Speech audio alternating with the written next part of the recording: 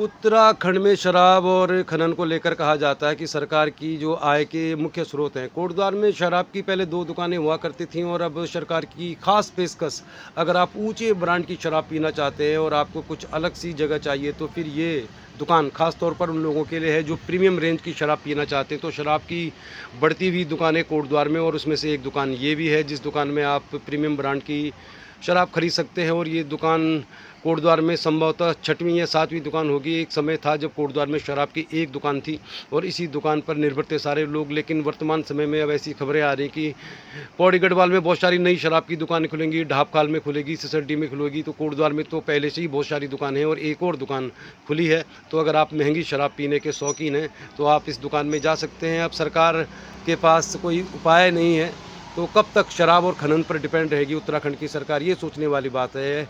उत्तराखंड बने हुए 23-24 साल हो गए, लेकिन आज भी सरकार के पास धन उगाने का एक ही तरीका है, शराब की बिक्री बढ़ाई जाए, शराब की दुकानें बढ़ाई जाएँ, खनन बढ़ाया जाए और चुनाव के समय राम राम और चुनाव के बाद जाम जाम। लग रहा है सरकार की यही नीति है। तो चलिए फिर कोटद्वार में शराब के शौकीनों के लिए एक और खुल गई है शराब की दुकान।